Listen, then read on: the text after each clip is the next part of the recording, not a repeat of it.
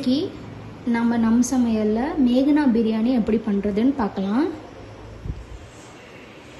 இப்போ நம்ம chicken marinate பண்ணி வச்சிடலாம். இந்த சிக்கன் நம்ம பொரிக்க போகிறோம். இப்போ அதுக்கு நான் இங்கே 1/2 கிலோ சிக்கன் எடுத்திருக்கேன். நீங்கள் போன்லெஸ் சிக்கன் கூட எடுத்துக்கலாம். 1/2 கிலோ. இந்த பிரியாணிக்கு போன்லெஸ் சிக்கன் நல்லாயிருக்கும். நான் இங்கே எலும்பாக உள்ள பீஸும் போன்லெஸ் பீஸும் ஒரு 1/2 கிலோ எடுத்து வச்சுருக்கேன். இதில் ஒரு 1/2 கப் தயிர் ஊற்றிக்கலாம். கருமிளகு பொடி பண்ணி வச்சுருக்கேன், அதுவும் சேர்த்துடலாம். ஒரு டீஸ்பூன் அளவுக்கு நான் மிளகு சேர்த்துருக்கேன். அப்புறம் இந்த சிக்கனுக்கு தேவையான அளவுக்கு ஒரு 1/2 டீஸ்பூன் அளவுக்கு நம்ம உப்பு சேர்த்துக்க போகிறோம். சில்லி பவுடர் ஒரு 1/2 டீஸ்பூன், சீரக பொடி 1/2 டீஸ்பூன் போட்டுக்கலாம். இஞ்சி பூண்டு பேஸ்ட்டும் ஒரு 1/2 டீஸ்பூன் போட்டுக்கலாம். இஞ்சி பூண்டு பேஸ்ட்டு, உப்பு, அப்புறம் காரம், இந்த மூணும் பார்த்து போட்டுக்கோங்க. ஏன்னா சிக்கன் பண்ணுறதுக்கு ஒரு வாட்டி போடுவோம், அப்புறம் சிக்கனோட மசாலா பண்ணுறதுக்கும் ஒரு வாட்டி போடுவோம், பிரியாணி ரைஸ் பண்ணுறதுக்கும் ஒரு வாட்டி போடுவோம். அதனால் பார்த்து சேர்த்துக்கோங்க. இப்போ இதெல்லாம் மிக்ஸ் பண்ணி வச்சுக்கலாம். இப்போ சிக்கன் பொரிக்கிறதுக்கு அரிசி மாவு ஒரு 2 ஸ்பூன் சேர்த்துக்கலாம். நல்லா மிக்ஸ் பண்ணிக்கோங்க. கலர் வேணும்னா நான் இங்கே கேசரி பொடி கொஞ்சமாக போட போகிறேன். உங்களுக்கு கலர் வேண்டான்னா விட்டுருங்க. வேணும்னா நீங்கள் கேசரி பொடி கொஞ்சமாக போட்டுக்கோங்க. இது நல்லா மிக்ஸ் பண்ணியாச்சு. ஒரு 20 to 30 மினிட்ஸ் இல்லைன்னா ஒரு 1/2 அன் ஹவர் ஊற வச்சுக்கோங்க நல்லா. இப்போ நம்ம மேரினேட் பண்ணி வச்ச சிக்கனை நம்ம இப்போ பொரிச்சிடலாம். இங்கே எண்ணெய் காய வச்சுருக்கேன். சிக்கன்லாம் இப்போ பொரிச்சு எடுத்தாச்சு. நான் இது ரொம்ப பெருசாக இருக்கனால கட் பண்ணி வச்சுருக்கேன் சின்ன சின்னதாக. இப்போ அதே பாத்திரத்தில் ஒரு 2 டேபிள் ஸ்பூன் எண்ணெய் வச்சுருக்கேன். இப்போ இந்த சிக்கன் கிரேவி பண்ணிடலாம். இதில் ஒரு கொத்து கருவேப்பிலை, அப்புறம் ஒரு பச்சை மிளகா 2 அரிஞ்சு போட்டுறேன். நல்லா வறுப்பட்டதும் நம்மளுக்கு இங்கே நான் 2 மீடியம் சைஸ் ஆனியன் பொடியாக கட் பண்ணி எடுத்துருக்கேன். அதை சேர்த்துலாம். இப்போ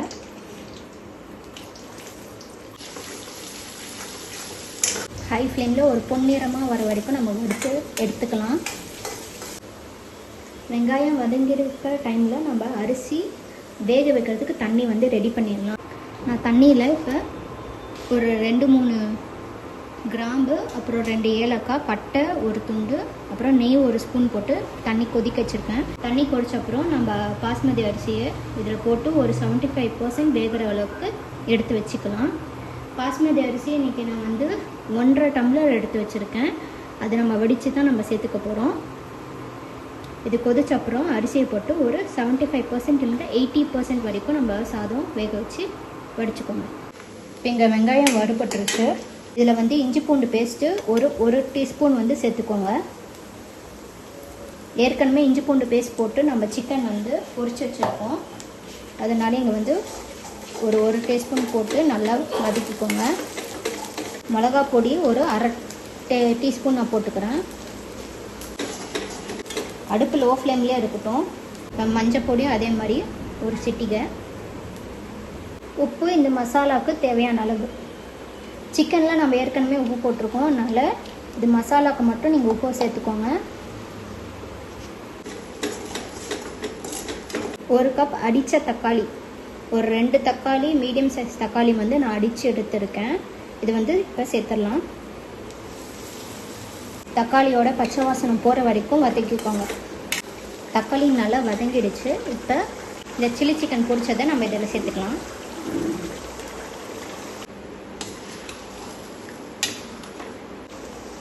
ஒரு 2 நிமிஷம் இது வதக்கட்டும். டைமில் கொஞ்சம் உப்பும் காரமும் பார்த்துக்கோங்க.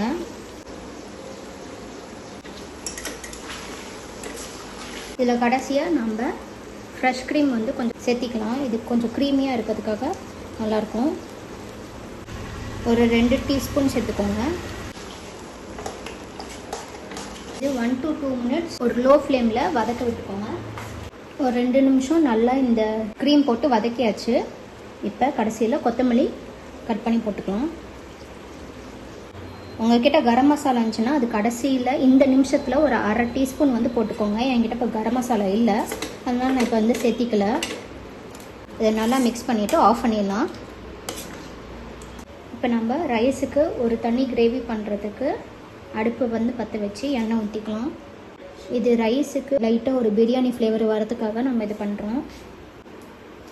2 டீஸ்பூன் பசுநெய்யும் 2 டீஸ்பூன் எண்ணெயும் சேர்த்துக்கோங்க. நான் இங்கே சிக்கனுக்கு யூஸ் பண்ண எண்ணெயை தான் யூஸ் பண்ணிக்கிறேன். இப்போ ஸ்பைசஸ் ஆட் பண்ணிக்கலாம். பட்டை, கிராம்பு. பட்டை வந்து ஒன்று வந்து உடித்து வச்சுருக்கேன். அப்புறம் ஒரு ஸ்டார் பூ. கிராம்பு வந்து ஒரு 4, மராட்டி முக்கு 1, அப்புறம் வந்து பிளாக் காடமம் 1, அப்புறம் ஏலக்காய் வந்து ஒரு 4 போட்டு பொரிஞ்சதும் நம்ம வெங்காயத்தை போட்டுடலாம். ஒரு மீடியம் சைஸ் வெங்காயம் வந்து ஸ்லைஸாக அரைஞ்சி நான் இங்கே சேர்த்துக்கிறேன். வெங்காயம் வந்து கொஞ்சம் நல்லா வறுபட்டுருக்கும். நம்மளுக்கு எப்படி பிரியாணிக்கு வந்து வெங்காயம் வறுபடுவோமோ அந்த மாதிரி வறுபட்டுக்கோங்க. ஒரு நல்லா டீப் கோல்டன் ப்ரௌனில் வரணும். எனக்கு வெங்காயம் வறுபட்டுருச்சு. இப்போ இதில் இஞ்சி பூண்டு பேஸ்ட்டு ஒரு 1/2 ஸ்பூன் நம்ம போட்டுக்கிறோம். ஒரு கை புதினாவும், ஒரு கை கொத்தமல்லி, அப்புறம் ஒரு க்ரீன் சில்லி வந்து கட் பண்ணி வச்சுருக்கேன், அது சேர்த்துடலாம். அடுப்பு மீடியம் ஃப்ளேம்லேயே வச்சுக்கோங்க. ஒரு மீடியம் சைஸ் தக்காளி வந்து ஸ்லைஸாக ரொம்ப தின்னாக வந்து அரிஞ்சு வச்சுருக்கேன், அதுவும் சேர்த்துருங்க. இதில் காரத்துக்கு ஏற்ப நம்ம மிளகாத்தூள் சேர்த்துக்கலாம். இது வந்து ரைஸுக்கான காரம் தான், இதனால் ஒரு 1/2 ஸ்பூன் நான் வந்து சேர்த்துக்கிறேங்க. ஒரு சிட்டிகை வந்து மஞ்சத்தூள். நம்ம ரைஸில் ஏற்கனவே உப்பு போட்டிருக்கோம், அதனால் இதில் வந்து பார்த்து உப்பு போட்டுக்கோங்க. ஒரு 1/4 ஸ்பூன் மட்டும் நான் உப்பு சேர்த்துக்கிறேன். ஒரு 1/2 ஸ்பூன் வந்து கொத்தமல்லி தூள், அது சேர்த்துக்கலாம். எல்லாம் மிக்ஸ் செஞ்சுக்கோங்க. 2 நிமிஷம் மசாலா வாசனை கொஞ்சம் போகிற வரைக்கும் வதக்கிக்கலாம். அடுப்பு நான் லோ ஃப்ளேம்லேயே தான் வச்சுருக்கேன். 4 ஸ்பூன் தயிர் சேர்த்துக்கலாம். இப்போ இங்கே பார்த்தீங்கன்னா 1/2 டம்ளர் பாலில் நான் 1/2 டம்ளர் தண்ணி சேர்த்துருக்கேன். இப்போ இதை வந்து ஊற்றிக்கலாம். 1/2 எலுமிச்சைப்பழம் புளிஞ்சு வச்சுட்டுக்கோங்க. பாலுக்கு பதிலாக நீங்கள் தேங்காய் பாலும் யூஸ் பண்ணிக்கலாம். சாதத்துக்கு வந்து இந்த மசாலாலாம் வந்து ஒரு சேர்த்துறதுக்காக நம்ம வந்து பால் இல்லைன்னா தேங்காய் பால் ஊற்றிக்கிறோம். நான் என்னோடய அரிசியை வந்து ஒரு 80% நான் குக் பண்ணி வச்சுட்டேன், பாஸ்மதி அரிசி. இதை நம்ம கொதிச்சோடனே நம்ம சேர்த்துக்கலாம். பாஸ்மதி அரிசி நான் வந்து குக் பண்ணி வச்சுட்டேன், இதில் கொட்டிடலாம். அடுப்பு லோ ஃப்ளேம்லேயே இருக்கட்டும். இந்த மாதிரி உதிரியாக சேர்த்துக்கோங்க. இப்போ சும்மா கொஞ்சம் ஓட்டை இந்த மாதிரி பண்ணிக்கோங்க. ஏன்னா அப்போ தான் கீழே இருக்க கிரேவி வந்து கொஞ்சம் நல்லா எல்லா சாதத்துலேயும் ஈவனாக நம்மளுக்கு வந்து பரவும். ஒரு ஸ்பூன் நெய். கேசரி பவுடர் கொஞ்சம் எடுத்து கொஞ்சம் தண்ணி ஊற்றி மிக்ஸ் பண்ணி வச்சுருக்கேன், அதை அப்படியே சுற்றி ஊற்றிடலாம். இது சும்மா கலருக்காக தான், வேணும்னா ஊற்றிக்கோங்க, இல்லைன்னா அப்படியே வச்சுருங்க.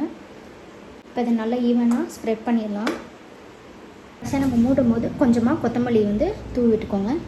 லோ ஃப்ளேமில் ஒரு 5 மினிட்ஸ் வரைக்கும் அப்படியே தம் போட்டு மூடி வச்சிடலாம். அப்போ தான் அந்த கீழே இருக்க அந்த கிரேவியோட நம்ம சாப்பாடு வந்து கொஞ்சம் நல்லா ஜெல் ஆகும். 5 நிமிஷம் ஆச்சு. இப்போ நம்ம அதை ஆஃப் பண்ணிடலாம். ஒரு 10 நிமிஷம் அது அப்படியே வந்து தம்லேயே இருக்கட்டும். இப்போ நம்ம ஓப்பன் பண்ணி பார்த்துடலாம்.